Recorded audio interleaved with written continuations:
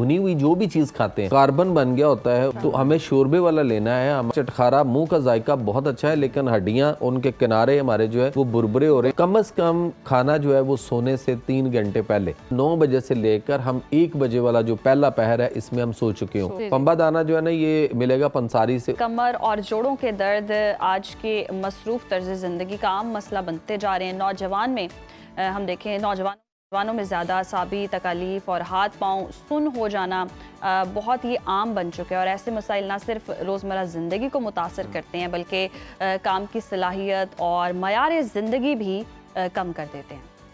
इन तकलीफ की असल वजूहात क्या है, कैसे इन्हें पहचाना जा सकता है और नेचुरोपैथी के जरिए किस तरह मौसर इलाज मुमकिन है, ये सब जानने के लिए हमारे साथ मौजूद हैं नेचुरोपैथी एक्सपर्ट जमील महरवी साहब। जमील साहब खुश आमदीद कहते हैं आपके प्रोग्राम में। सर, कमर के दर्द की सबसे आम वजूहात क्या हैं और कौन से अवामिल हैं जो कि इसे बढ़ा देते हैं? कोई खुराक का मसला है, हमारा पोस्चर ठीक नहीं है, क्या मसाइल है? हाँ, बहुत शुक्रिया जी। बेसिकली इंसान को तंदुरुस्त रखने के लिए ना अल्लाह ताला ने कुरान हकीम के अंदर 2 चीज़ों से इंसान की रहनुमाई फरमाई है। वजअलना नौमकुम सुबाता, ये आयत है सूरह निबा की, आयत नंबर 9 है। यहाँ पे अल्लाह ताला फरमाते हैं कि और हमने नींद को तुम्हारे लिए सुकून का ज़रिया बनाया। तो एक बात इसको ज़हन में रखना है। और दूसरी बात अल्लाह ताला ने खुराक के वाले से कुरान हकीम के अंदर हमारी जो रहनुमाई फरमाई है वो ये है कि कुलू वशरबू वला तुसरिफू, खाओ पियो और इसराफ वास्ते तजावज़ न करो। अल्लाह ज़्यादा खाने वालों को, बार बार खाने वालों को पसंद नहीं फरमाते। तो हम दोनों सूरतों से अगर अपने इन अल्लाह ताला की इन बातों के ऊपर अगर हम अमल पैरा रहते तो यकीनन मुसलमान पूरी दुनिया में आज जो है ना वो जो बीमारियां और उनको घेरे हुए हैं और उसकी दलदल में फंसे हुए हैं, कम से कम ये ना होते। इसलिए कि हम कुरान पे ईमान रखते हैं, लेकिन हम सिर्फ ईमान रखते हैं, उस पर प्रैक्टिकली अमल नहीं करते। खुराक हम बेतहाशा खाते हैं, बार बार खाते हैं, ओवर ईटिंग करते हैं और हर वक्त मुख्तलिफ़ चीज़ों पे लगे रहते हैं। जैसे आपने भी थोड़ी देर पहले बात की चाय के ऊपर कि जी आधे घंटे या पौने घंटे के बाद हो, भाई उसको आप जब मर्ज़ी पियोगे। जो चीज़ें आपने बताई हैं कि चाय में ये मसाइल होते हैं, ब्लड प्रेशर आता है और डायबिटीज़ बढ़ती है और कई सारे इश्यूज़ हैं, गर्मी खुश्की का आंसर है, नींद के मसाइल हैं, तो ये जब भी आप पिएंगे इन मसाइल ने तो आपको पैदा करना ही करना है। खाने के साथ पानी नहीं पिया जा सकता और खाने के फ़ौरन बाद चाय कैसे पी जा सकती है, ये बता दीजिए। अच्छा, दूसरी बात ये आ गई कि हम चिकन ले रहे हैं, फास्ट फूड ले रहे हैं, जंक फूड ले रहे हैं, सारा का सारा फ्रोज़न फूड, इस तरह की चीज़ें खा रहे हैं जो हमारे जोड़ों, पट्टों और हड्डियों को कमज़ोर करता है। और सबसे बड़ी चीज़ इसके अंदर जो हम कोयलों पे बुना हुआ जो हम बारबेक्यू लेते हैं वो किसी भी फार्म में होगा, या हम हर वक्त कढ़ाई और भुने हुए गोश्त वगैरह जो चीज़ें हम लेते हैं या भुनी हुई जो भी चीज़ खाते हैं वो कार्बन बन गया होता है उस हांडी के अंदर या उस जगह पे जिसको हम बुना हुआ करते हैं। अच्छा। तो हमें शोरबे वाला लेना है। हम अपने अगर बड़ों को देखते हैं तो आज से पीछे कुछ अरसा पीछे चले जाएं, एक सिर्फ पुश्त पीछे जाएं तो आपको हर चीज़ शोरबे वाली मिलती थी। अच्छा। अब हम हर चीज़ को जो है ना वो भुना हुआ और उस तरह कर रहे हैं। और ख़ास तौर पे गोश्त कोई भी जब आप भुना हुआ लेते हैं तो कार्बन जो प्रोटीन होती है उसके अंदर वो बर्न होकर कार्बन की शक्ल इख्तियार करती है। और जब आप उसको इंटेक करते हैं चस्का चटखारा मुंह का जायका बहुत अच्छा है, लेकिन हड्डियां उनके किनारे हमारे जो है वो बुरबुरे हो रहे हैं, ऑस्टियोपोरोसिस हो रहा है। सब लोग तो इतने उसके फैन है कि वो कोई हांडी बना के ना तो वो कोयला का बकायदा उसको चक्कर भी लगवाते हैं हांडी का कि जनाब इसके अंदर बड़ा एक फ्लेवर आएगा, एक अरोमा ही और हो जाएगा इसका, तो वो भी नुकसानदेही होता है। जाहिर बात है ना, बीमारियां तो आपकी वहां से आनी है। एक वो प्रॉब्लम हो रही है, दूसरा हम चावल बहुत ज़्यादा खा रहे हैं, आलू बहुत ज़्यादा खा रहे हैं और उसके बाद हम भूसा वाला अनाज जिसकी बात हुई थी कि सूरह रहमान के अंदर तो अल्लाह ताला ने फरमाया ना कि वल हब्बु जुल अस्फ़ व रेहान फ़बिअय्यि आलाइ रब्बिकुमा तुकज़्ज़िबान। तो वल हब्बु का मैंने और भूसा वाला अनाज, यानी अनाज वो लें जिसके अंदर आपके जो है ना वो फाइबर मौजूद हो। तो हमारे तो चाइना चक्कियाँ आ गई, वो भी एक वार थी। उसके अंदर भी हम पत्थर की चक्की के ऊपर पिसा करते थे आटे को।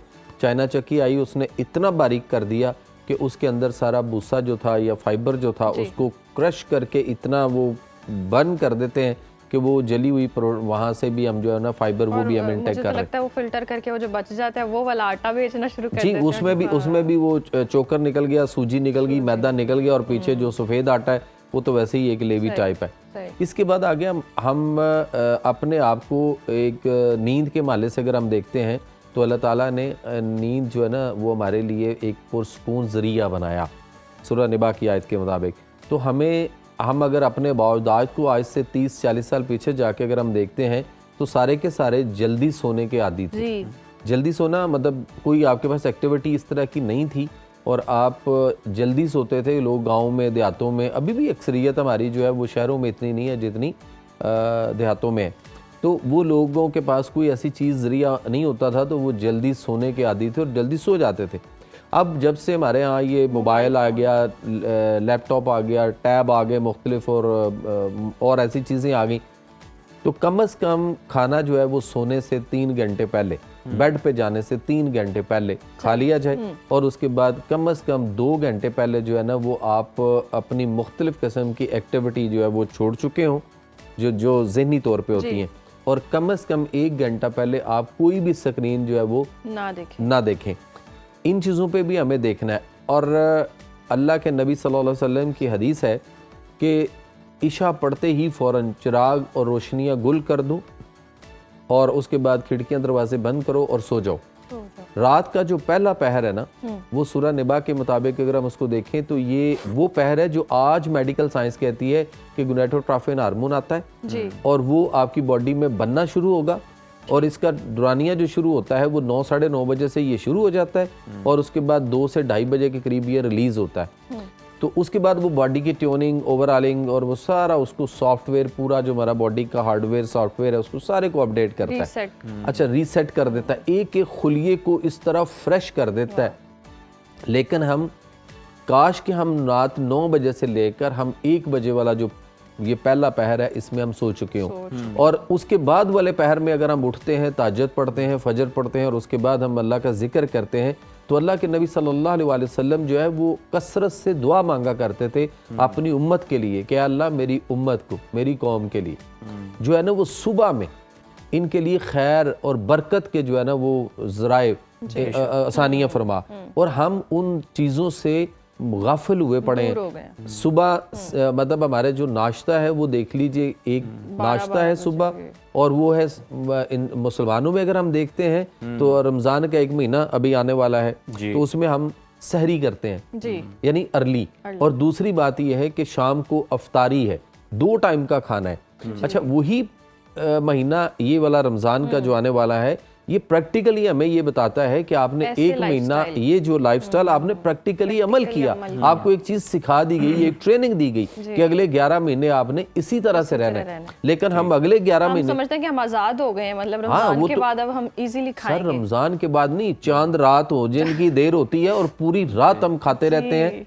खवातीन चूड़ियाँ, मेहंदी, शॉपिंग, हर चीज़ रात को जा के और पूरी रात खाते हैं और अगले दिन बीमार होते हैं, फिर ड्रिप लगी होती है, ईद कैसी गुजरी यार, टीका लगा हुआ है, बरनुला लगा हुआ है, ये सारी। और जमील साहब बिल्कुल आप सही कह रहे हैं, मतलब अद्वियात आप लिख दें वो लोग खा लेंगे लेकिन तर्ज जिंदगी अपना बदलने को तैयार ही नहीं है। आज अगर किसी को बोलेंगे ना कि यखनी बना के बकरे का गोश्त लें, उसकी यखनी बनाएं देसी घी और काली मिर्च के साथ, आपको प्रोटीन इनटेक करनी है, आपके पट्ठों में प्रोटीन आएगी, आपके मसल्स को जो फ्लेक्सिबिलिटी उसके अंदर चाहिए, उसकी जो एनर्जी है उसको आप कहीं से देंगे ना, तो हम ये कहेंगे नहीं नहीं बकरे का गोश्त बड़ा महंगा जी भाई, कहाँ से लें, जबकि उसकी चांपें खा लेनी है, जाके उसकी कढ़ाई बनवा के खा लेनी है। दवाई के लिए बात करेंगे तो डॉक्टर के पास जाके एक ताकत की ड्रिप लगवा लेनी है जिसमें ताकत इतनी क्या है कि बंदा जो है ना उसके बाद गाड़ी पे या एम्बुलेंस पे घर जा रहा होता है, इतनी कमाल की ताकत है उसके अंदर।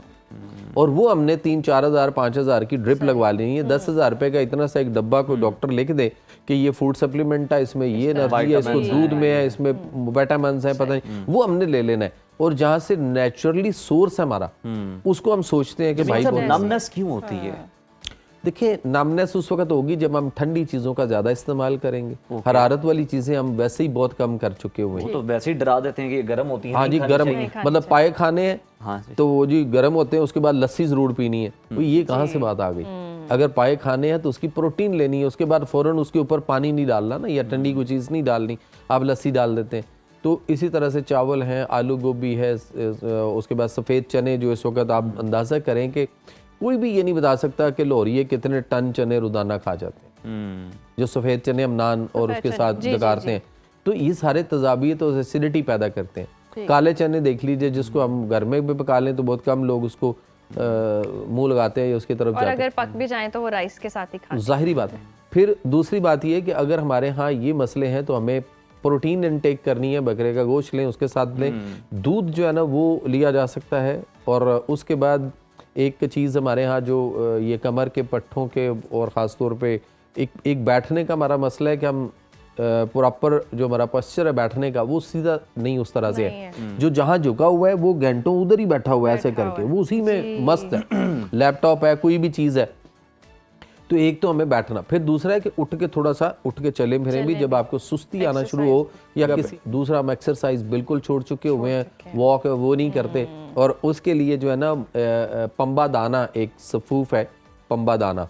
पंबा दाना जो है ना ये मिलेगा पंसारी से, उससे लेके ये 500-700-400 रुपए किलो मिलेगा या 600 रुपए किलो मिलेगा। ये लेके तो आप इसको पिसवा लें।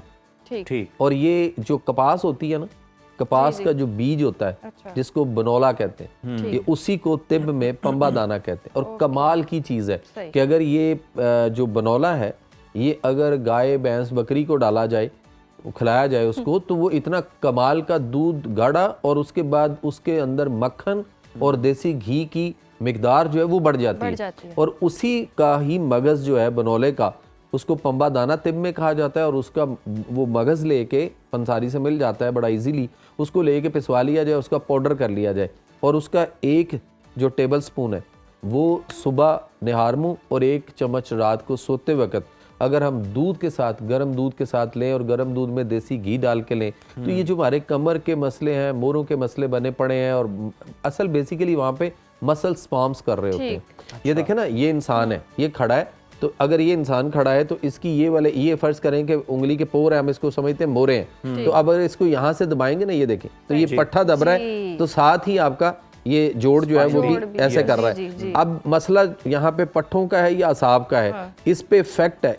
इसको क्लियर करेंगे तो ऑटोमेटिकली हमारी मोरे इधर उधर नहीं हो रहे। हर मोरे के साथ उजलात और असाब मौजूद हैं जो उसको मूव कराते हैं। किसी जगह पे एक साइड का मसल ज्यादा ताकत ले गया और दूसरी साइड वाले की ताकत कम हो गई, तो वहां से मोरा इधर उधर आपको साइड पे नजर आएगा। उस दूसरी साइड वाले को ताकत दी जाए तो वो अपनी जगह पे पूरी मूव करेगा। किसी ऑपरेशन की ज़रूरत नहीं है जो हमें यहाँ पे ये दिखेला जाता है कि नहीं जी हर काम आपका ऑपरेशन से होना है। मोरे का ऑपरेशन करवा लें, मोरे चेंज करवा लें, उसके बाद आप कूले चेंज करवा लें, उसके बाद आप घुटने चेंज करवा लें। विजिट पे वो सर्जरी कर देते हैं इस तरह के हाँ, 35 लाख रुपए के वो घुटने चेंज करते हैं और उसके बाद व्हील चेयर जो है वो खुद से लेनी पड़ती है लोगों को। तो हमें फितरत और नेचर के करीब आना है। फितरत और नेचर में उसका बेहतरीन इलाज जो है वो मौजूद है। बेहतरीन इलाज मौजूद है, बैक टू नेचर जैसे कि आपका स्लोगन भी है, और वाकई आना भी चाहिए आवाम को बैक टू नेचर। बहुत शुक्रिया आपके वक्त का।